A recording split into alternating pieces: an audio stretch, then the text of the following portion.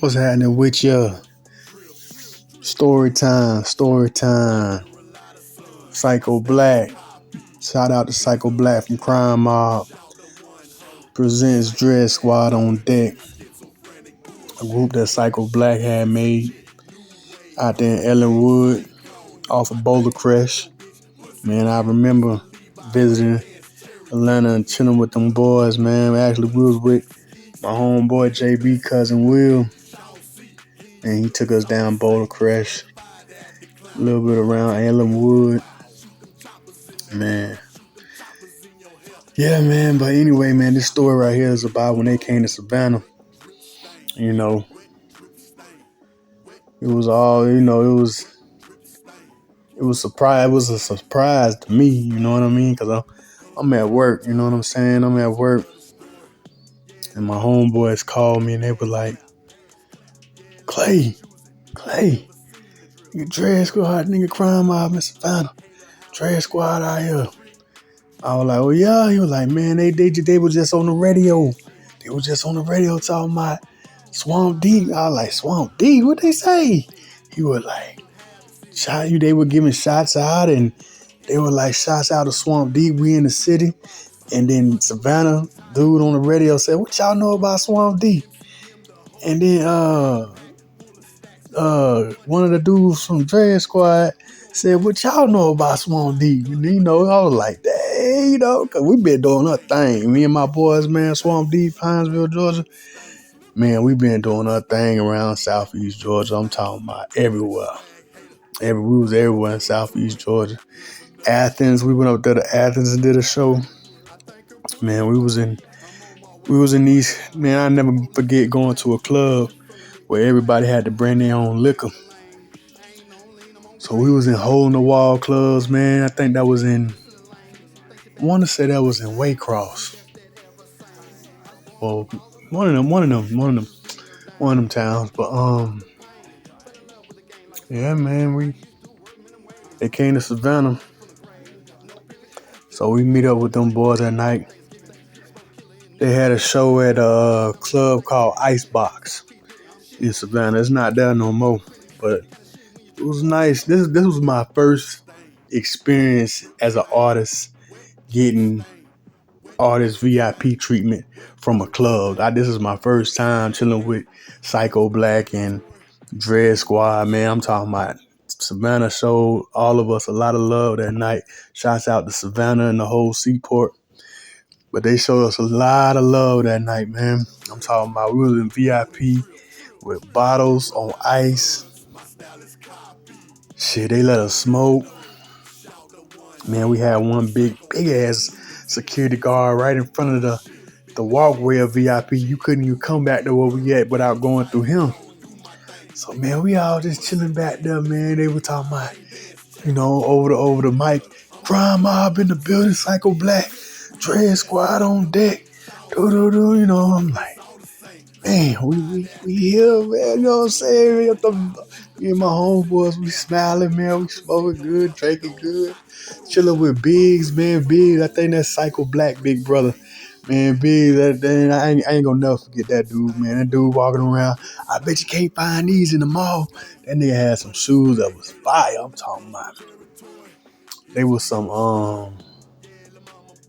Air Force Ones, Georgia Bulldog shoes. I'm talking about them shits was fire. He's like, I bet you can't find these in the mall. Man, I was laughing. That dude had me laughing all night. But man, we was smoking good, man. Me and my boy Buck, man, we was just chilling, man. My homeboy, Damon Smart Tanner, he was our manager, our road manager. He go every time we hit the club, he goes straight to the owner, see if we can get some shows lined up or whatever in the future. So he doing his manager thing. He chilling with CYCO Black and Biggs, and they conducting business in the club with the club owners. And we just chilling, man. We just chilling. So I'm chilling with the fellas, and I noticed one of the little homeboys from Hinesville was in the club. I don't know who he was with, but His name Lil Homie. Lil Homie. If you from the Ville, you know who Lil Homie is. Lil Homie, rest in peace. He had passed away. Well, actually, he got killed, but it was like in Midwest or something like that. It happened in the Midwest, from what I heard. But yeah, man, Lil Homie, man, he was in the club and he was acting a fool, man. He was trying to fight people and stuff like that, man. And he ended up getting thrown out the club. But the way he got thrown out the club was crazy. I'm talking about, imagine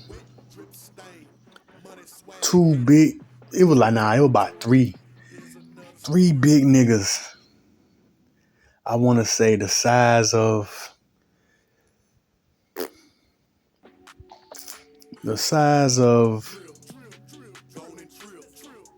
Mike Tyson. Let's say Mike Tyson.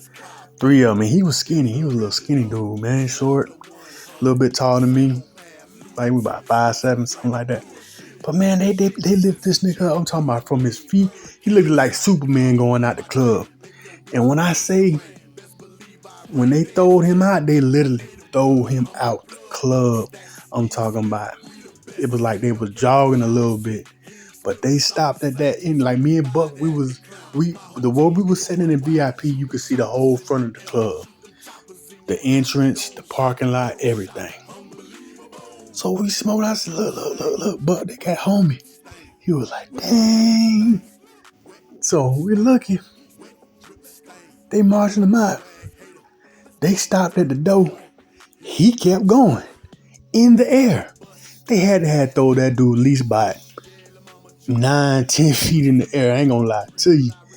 That man hit that pavement so hard, man. I'm talking about the whole VIP, because it wasn't just us at VIP. It was more people in there too. So everybody in VIP said, ooh, when he hit the floor. He got up and started throwing rocks at the club. Come outside. Like, man, come on now. Them dudes were on outside, man. He wouldn't have.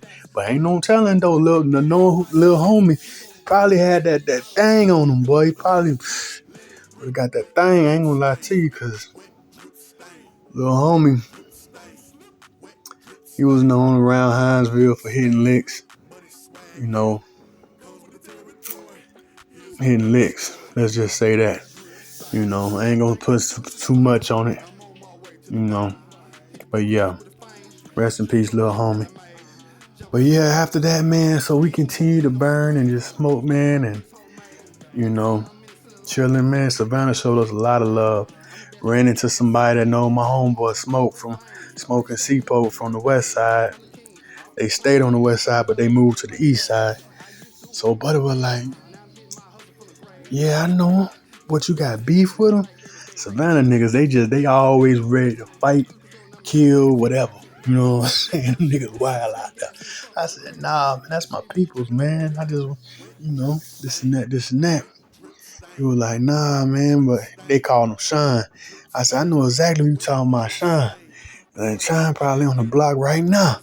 I said, this lady said, man, Sean, stay on the block. I said, yeah, that sound like Smoke. So he said, I'm going to let him know I seen y'all boys. It was Swamp Deep. I'm going to let him know I seen y'all boys. So I said, all right. So all that night we chilling. Drunk, nigga, I'm fucked up. I'm just having a good time, man. So we end up leaving the club. Biggs had gotten into it with somebody on the outside leaving. And he ended up getting locked up. But he got out the next day, though.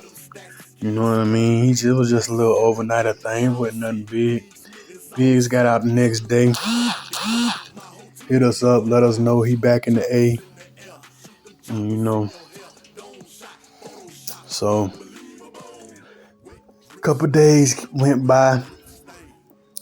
And Ski Mask and them hit us up and said, hey, man, when y'all was in the hotel with us, I think one of y'all took our shades.